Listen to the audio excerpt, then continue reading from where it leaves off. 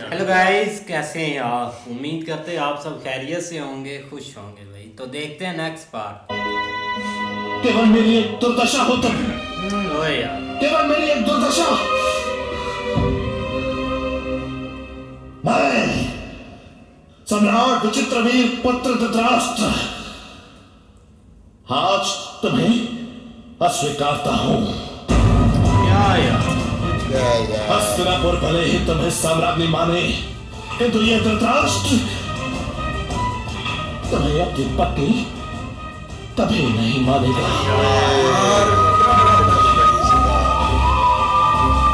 कभी नहीं मानेगा, कभी नहीं मानेगा।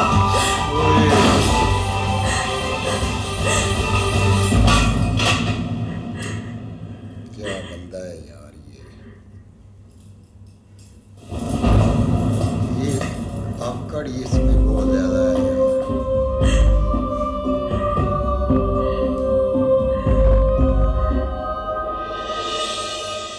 स्वयं विचार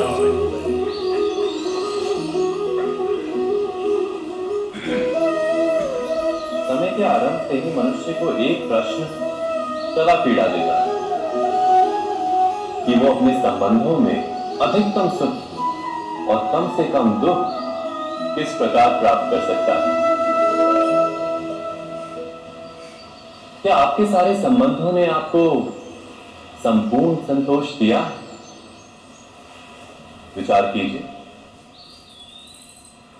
हमारा जीवन संबंधों पर आधारित, हमारी सुरक्षा संबंधों पर आधारित। इसी कारण हमारे जीवन के सारे सुखों का आधार भी संबंध है। किंतु फिर भी हमें संबंधों में ही अधिकतर दुख क्यों प्राप्त होते हैं? सदा ही संघर्ष भी संबंधों से ही उत्पन्न क्यों हो जाते हैं? कभी विचार किया? जब कोई व्यक्ति किसी अन्य व्यक्ति के विचार अथवा कार्य को स्वीकार नहीं करता, उसमें परिवर्तन करने का प्रयत्न करता है, तो संघर्ष जन्म लेता है। अर्थात जितना अधिक अस्वीकार उतना ही अधिक संघर्ष, और जितना अधिक स्वीकार उतना ही अधिक सुख। क्या ये वास्तविकता नहीं?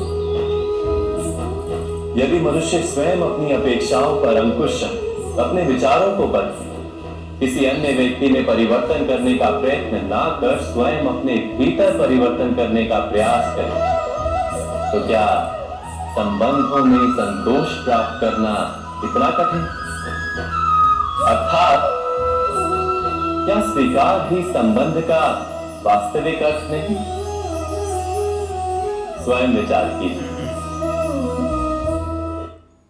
सम्राट धृतराष्ट्र, अब ये शब्द सुनने के लिए धृतराष्ट्र भी अधीर हो रहा है। और इस अधीरता का ही भय है मुझे राजमाता। धृतराष्ट्र को सत्ता का भयावह लालच है।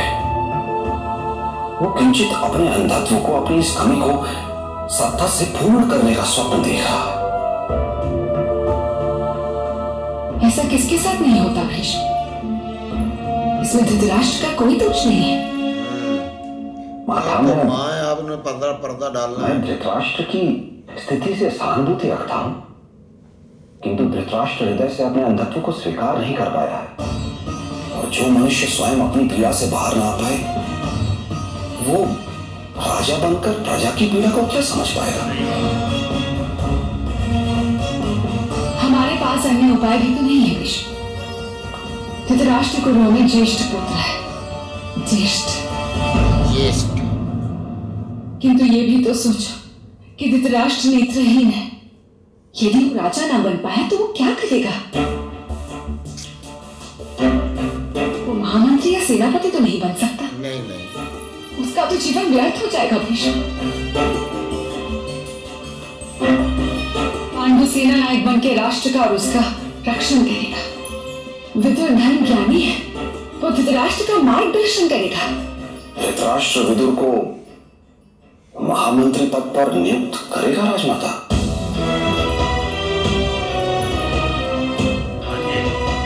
राजा बनने के उपरांत अगर उसने किसी को भी महामंत्री पद पर नियुक्त नहीं किया तो इसके आदेश का उल्लंघन ना तो मैं कर पाऊंगा और न ही आप। राज्याभिषेक के उपरांत राजा का आदेश ईश्वर का विधान हो जाता है।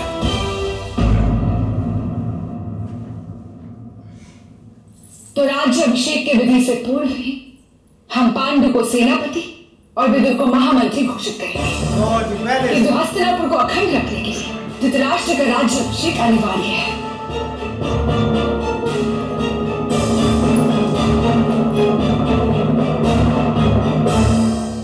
भीष्म, धृतराष्ट्र को राजा बनाने का मेरा निर्णय तुम्हें अच्छा ना भी लगे तो भी ये योग्य निर्णय है। मेरी बात मान लो भीष्म।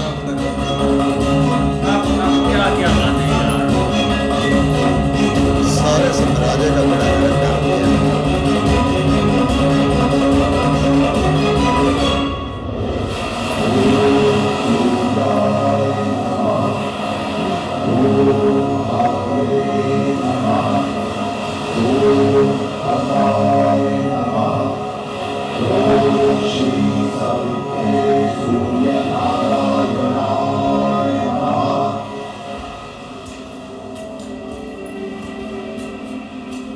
प्रणिपात ताक्षी।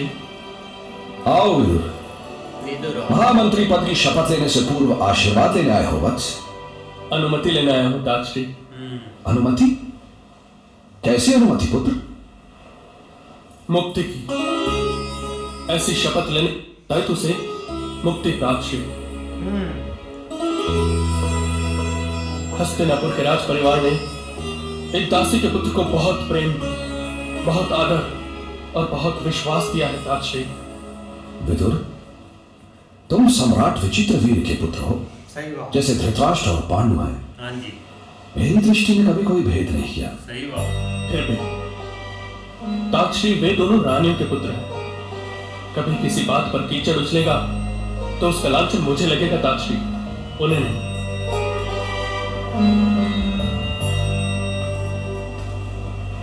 तुम मेरे शिष्य हो वत्स, कीचड़ उछले ऐसा कोई कार्य क्यों करोगे तुम? महामंत्री पद की शपथ लेने के पश्चात जब धर्म और प्रेम के मध्य चुनाव का समय आएगा तब किसे चुनूंगा ताक्षी? धर्म सूर्य है और प्रेम चंद्र है। यदि प्रेम को चुनोगे तो शीतलता प्राप्त होगी और साथ ही रात्रि का अंधकार भी। यदि धर्म को चुनोगे तो प्रकाश प्राप्त होगा, तुम्हें भी, परिवार को भी और राष्ट्र की प्रजा को भी।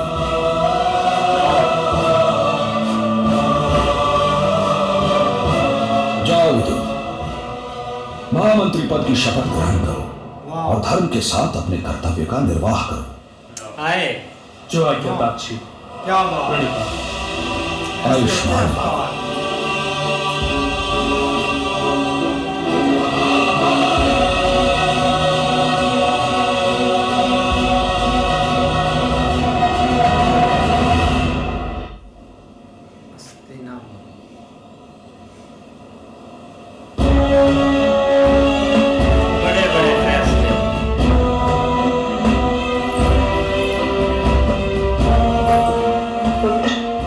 हस्तिनापुर को तुम्हारी तलवार का रक्षण सदैव विजय बनाए। तुम्हारे नाम मात्र से ही शत्रुओं का हृदय कांप उठे। तुम इतिहास में अमर बनो वत्स। हस्तिनापुर में सेनापति का आसन राज सिंहासन की भांति प्रकाशित।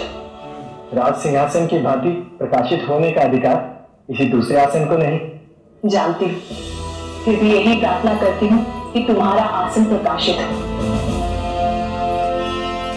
माँ के लिए संतान की सफलता ही एकमात्र आनंद होता है।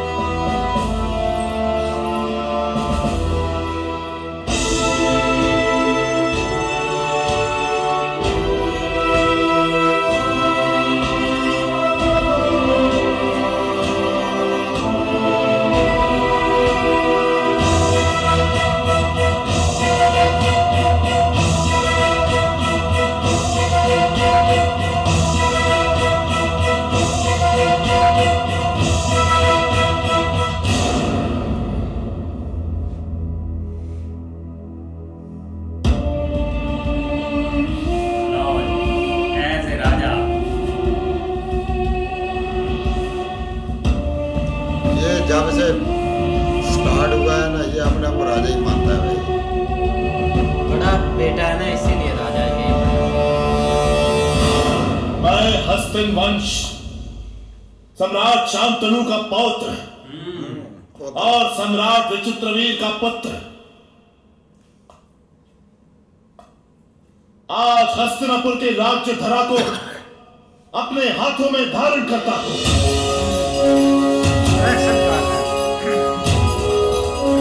मैं हस्तिनापुर के विस्तार को आर्यव्रत की अंतिम सीमाओं तक पहुंचाऊंगा। कुरुवंश की प्रतिष्ठा आकाश से भी अधिक विशाल बनाऊंगा। हस्तिनापुर की संपत्ति कुबेर से भी स्पर्धा करेगी। समूचे आर्यव्रत के राजा हस्तिनापुर के सिंहासन सम्मुख नतमस्तक खड़े रहेंगे।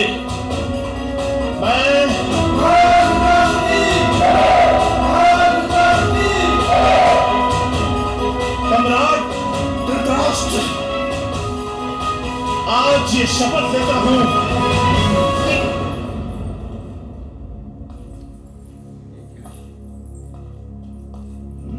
किसने दृश्यता की? किसने कर दी? Shkuni is here. बिल्कुल यार, देखा जाए ना जो धृतराष्ट्र बातें कर रहा है ना वो काफ़ी आगे की बातें कर रहा है। जैसे अब वो गंधारी को मान नहीं रहा ना, या जो बातें कर रहा है। अब देखे कि गंधारी ने भी कोई, जब उनको पता चला है ना, उन्होंने हर चीज़ को पीछे रख के ना यही समझा कि मैंने शादी करनी है। और जो उन्होंने पट्टी बांधी है वो सिर्फ इसीलिए बांधी है कि वो अपने एक पति को फील कर सके कि वो क्या फील करते हैं, मुझे भी ऐसे ही रहना है।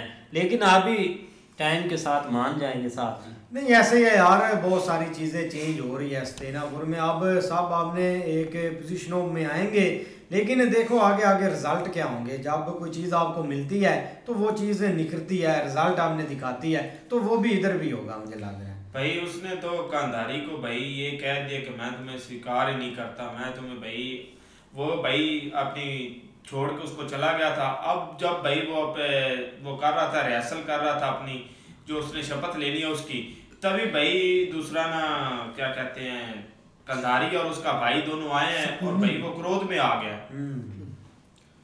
भाई भीष्मा जी ने अपना सत्यवती को बताया है कि ये काम सही नहीं हम कर रहे, जो हो रहा है। तो उसने बोला है कि आपके अपना जो है ना दृष्ट अपना जो है कुमार साहब तो वैसे ही वो भाई कंधारी को वैसे ही नहीं मान रहा अपनी पत्नी, तो आप उसको ही कह रही हैं कि इसका अपना इधर बादशाह बनाएं। तो भाई उसको अगर बनाएंगे तो उसके वो आगे किसकी सुनेगा, क्या काम क्या करवाएगा, क्योंकि उसको तो नज़र ही नहीं आता। तो उसने भाई अपना भीष्म जी ने बोला है कि ये वो जो पांडु जी हैं उनको बनाते हैं, तो या फिर ऐसा करते हैं कि विरध को दूसरा बनाते हैं मंत्री महामंत्री। तो उसने बोला भी ये नहीं होगा, जो भी अपना सीनापुर का बनेगा ना बादशाह वो भाई वो धृतराष्ट्र बनेगा भाई। उसने तो एक ही रट लगाई हुई है, वो चाहे जो मर्जी हो जाए। सत्यवती ने बोला है कि जो मैं बात बोलूँगी वही होगा। इस तरह ये भाई जब कंधारी को उसने धक्का दिया है ना तो वो गिरी है, तो उसने कहा कि मैं आपको स्वीकार नहीं करता हूँ क्या, ठीक है ना। लेकिन भाई जो आगे मसला है ना, अभी जो रैसल कर रहा था या जो सत्यवती ने जो बात कही है अपना भीष्मा जी से, तो उसने भी कहा कि आप माने या ना माने, जो मैं कहूँगी ना वही बात होगी। लेकिन भाई जब रैसल कर रहा है तो इधर भाई अपना कंधारी और उसका भाई आए हैं, आगे अब देखो भी क्या होता है क्या। नहीं बिल्कुल ऐसे क्या, लेकिन दरमियान में भाई विदुर भी गए भीष्मा जी के पास, और उन्होंने उनको डाउट यही था कि मतलब कल को आप मुझे महामंत्री बना रहे हैं तो ज़ाहिर बात है उसके ऊपर जो ना वो बहुत सारी चीज़ें मैंने जो ना वो देखनी है कि कौन सी एक धर्म के ऊपर है कौन सी नहीं है, मतलब हमने तो उस चीज़ को सामने रखना है ना। तो तब जाकर उन्होंने कहा कि भाई आप अपने हिसाब से फैसले करें, फिर देखा जाएगा। आप देखो आगे भाई क्या बनता है। हाँ जी भाई, देखते हैं नेक्स्ट। तब तक के लिए गुड बाय, टेक केयर।